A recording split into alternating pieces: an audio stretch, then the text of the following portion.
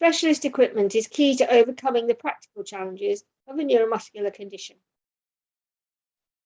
In this module, we'll look at some types of equipment that the person you're working with might use.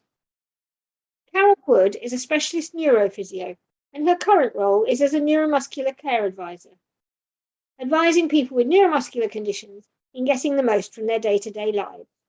Most people have, at some point, would be a wheelchair of some form, be that manual or electric. And a lot of people, if they're requiring that sort of mobility aid, will also have the major ones. You'd be looking at hoists as well. Within the home, they could have hospital beds, and they could have adapted bathrooms and specialised equipment in there, such as wash-dried toilets, to enable them to be more independent. Let's focus one by one on the key pieces of equipment. First, and the most obvious and central for the life of anyone with a severe mobility impairment, wheelchairs. I mean, it's a huge variety, and it really does depend on where they got them from. Well, they can be different levels of where they're driven from. So what I mean by that is you can have mid-wheel drive chairs, which have very small turning circles, and then you can have other chairs which got much wider turning circles, and that has an impact on the house. But generally, the standard NHS wheelchair will drive. It will go places. It will have a battery that needs to be monitored and charged every night. It will have a certain distance it can go, depending on then the needs of the individual. You obviously have chairs that go to the floor. There's chairs that stand you up. There's chairs that lie you completely flat. And all of those different functions are something that obviously usually control from the hand, the joystick or the hand controls.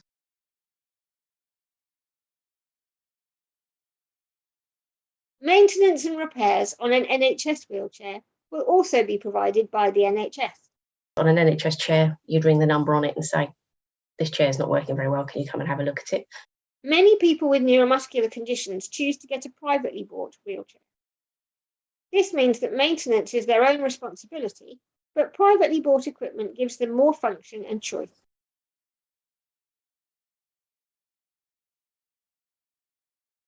Almost always, the person you're caring for will be able to control the wheelchair themselves. In many cases, a neuromuscular condition will cause such severe weakness that special controls are needed. Some people with very reduced hand function can do it by mouth function.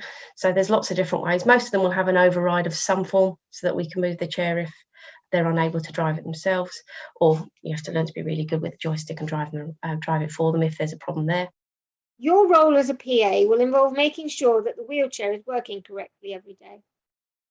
A key task will be charging the battery, but there'll be lots of details that you should be familiar with to ensure that the person you work with stays mobile. You need to look at their footrests and whether they're sitting correctly. You need to look at actually the sides, whether some of them will have sides that swing out or trays and things that go on. Are all the fixings right? Is there bits wearing out? Is it all a bit moving too much? And also because obviously sometimes they're building a lot of postural support, particularly for some neuromuscular cases where obviously scoliosis or trunk control is difficult, particularly the thoracic supports to make sure they're in the right place. Mobility is vital to a person with a neuromuscular condition, and many people say that their wheelchair is central to their sense of self, their freedom, and their independence. Kate Meller has congenital muscular dystrophy and finds it hard to sit in ordinary seats. I spend pretty much all day in my wheelchair, as there is no other place other than my bed that I can comfortably sit. Mobility loss means it can be difficult or impossible for a person with a neuromuscular condition to move themselves in and out of their wheelchair, into bed or to an armchair, or into the bathroom. In the UK, it's rare for a person who can't walk to be manually lifted or carried by another person. Instead, a hoist is used to transfer between bed, chair, wheelchair, and the bathroom. A hoist generally is just a piece of equipment that's used to move an individual from one place to another without having a person to physically do that. So that usually entails the fact that you put them in a hoist, you put them in a sling, you attach that sling to the hoist, you pick the hoist up. That then moves the individual to wherever you want to put them and you put them down again. Ross Hovey uses different kinds of hoists in different situations. A ceiling track hoist is, as it sounds, it's attached to somebody's ceiling. Fundamentally, it's a system that is installed in a room, and it can sometimes just go like one directional, left to right. But some people have what's called a H frame, where it can go left, right, forwards, and backwards around a room. They're usually battery operated with a mains charging system. So I know, for example, one of the things I do when I'm inducting a PA is stress the importance of it being put back on charge between uses, because as a user of a hoist, we are not covered for battery misuse. Sometimes you'll have what we call a mobile hoist, and sometimes people will have those to take away with them, little transportable ones, which is literally you have to move it to the person, and you have to move once they're ensconced in their sling and safely on the arms. You actually move the entire hoist. You physically have to do that. So a mobile hoist does the same job. It enables a transfer between a chair and a bed, a chair and a shower chair, a chair and another chair. Some people even use a mobile hoist to transfer from a wheelchair into the front seat of a vehicle in a car. It's smaller, it moves on wheels, it doesn't lift the individual as high. Some mobile hoists are even able to be collapsible to take with you on a day out or a holiday or a trip away. The sling that attaches to the hoist will be very specific to the needs of the individual. There's a wide variety of slings available, or they can be specially made.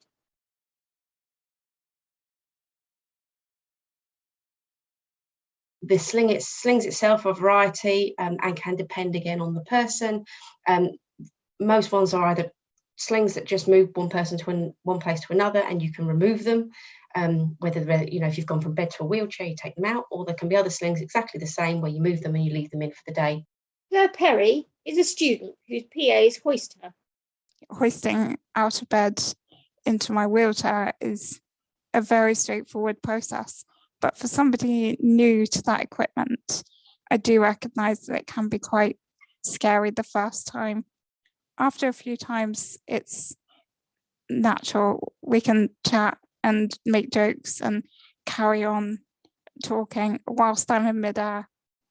As a PA using this equipment to move the person you work with, it's important that you pay attention to how it's working and keep an eye out for any signs of wear or damage. If any of the equipment that I have breaks down, gets damaged, it causes a massive inconvenience. The hoist is probably the most significant piece of equipment, because that enables me to transfer in and out of bed and on and off the toilet, which, going to the toilet is a basic human right and a basic human need. Of course, we each spend at least 1/3 of our time in bed, so equipment is also often needed at night to meet the needs of a person with a neuromuscular condition.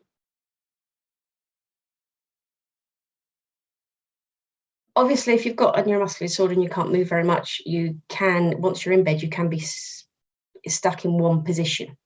You can be maintained that, and that actually isn't great, because we all like to fidget a little bit, but it's not good for skin integrity if you're putting a lot of pressure through one area all the time. So therefore, what we look at doing is actually, how do we alleviate that? Most people would then try and move. If you can't do that effectively on your own, even in a bed, ways people manage that is, first line is a lot of the time is to make sure there's proper pressure relieving mattresses on the bed, and they can be anything from solid foam through to air.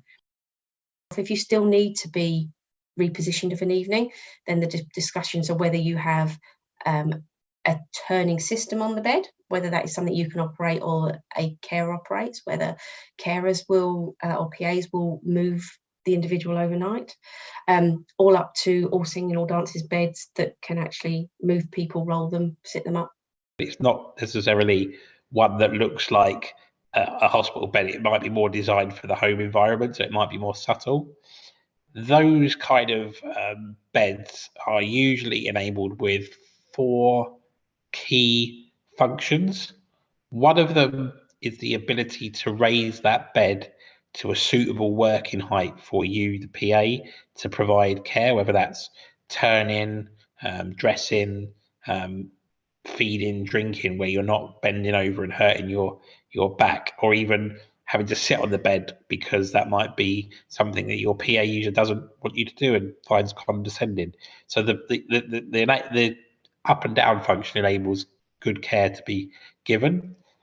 Often there's also a facility for the person using the bed to raise their head so that they can be in a seated position, because we can't put pillows behind us and just sit up easily. So it supports our back. And then to support that, often the legs raise up as well, sort of under the knee area, to kind of provide a sort of seated and contained position.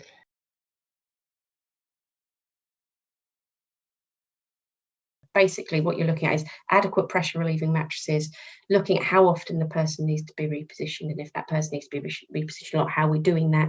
Are we doing that with external assistance with people, or piece of equipment the person can manage, so to keep their independence in doing that themselves?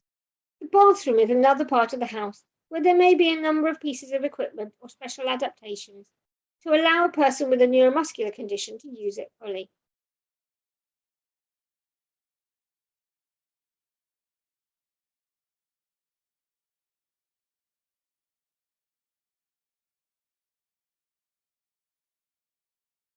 Well, bathrooms, obviously, hygiene being key, especially if we're looking at skin integrity as well. I think what we'd always say is our gold standard is usually a wet room, because obviously then there's, the shower, the toilet and everything's in there, the sink, and there's room. In the bathroom, I use a shower trolley. So it's like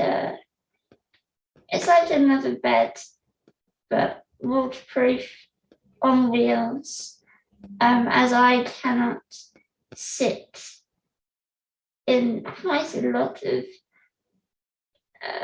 shower chairs available on the market. So I need to lie down in the shower.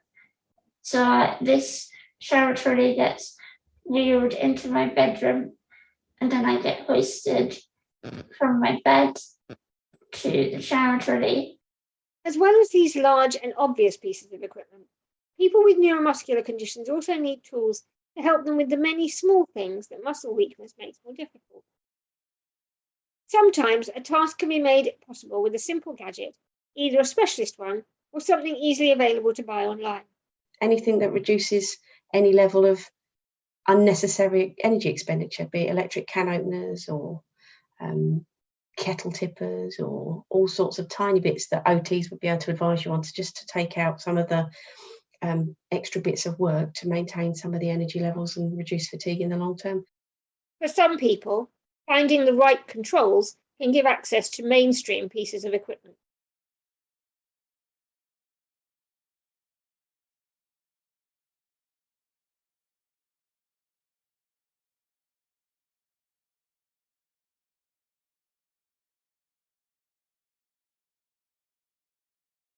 I think the biggest piece of equipment is IT based, really. It's about environmental controls and things like that. As far, it's about people being able to open their own front door, or their own curtains, or their own windows, turn their own telly and videos don't exist anymore, or their own tellies and skyboxes on, and games consoles.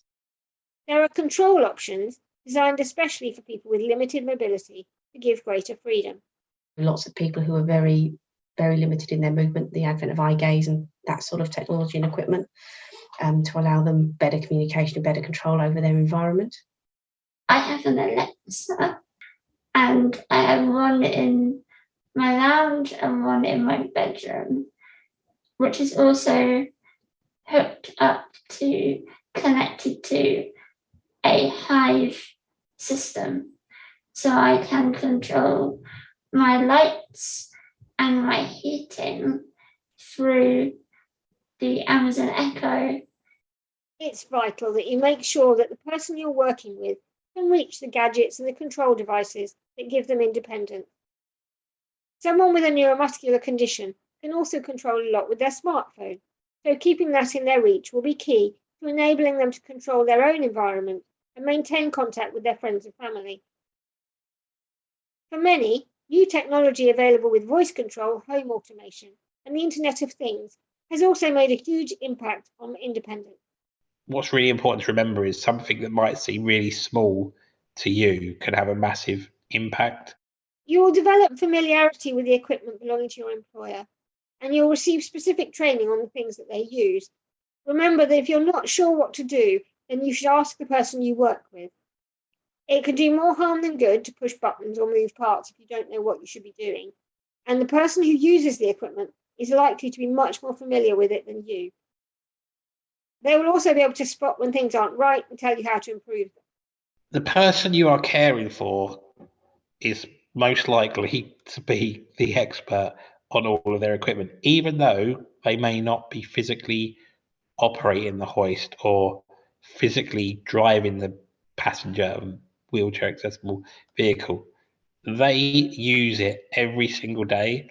And what I think is people with neuromuscular conditions, where our body doesn't walk, we don't run, we don't move our arms as much, I think our other senses take over. So we're more aware of a noise that doesn't sound right when something operates, or a strange clunk or a strange click. If something doesn't feel right, it generally isn't right. We rely on this stuff so much that we're not obsessed with it, but I think it's something we just know really, really well. And therefore, our input or anything that we raise should be taken with a pinch of salt. In this module, we've seen some of the types of equipment used by people with neuromuscular conditions. We've learned about the variety of options available, and we've heard that you'll be trained in using the specific equipment of the person you work with. We've talked about the importance of equipment, how it's looked after, and your role in maintaining it. We've also looked at how your employer can help you to familiarise yourself with the equipment that they rely on.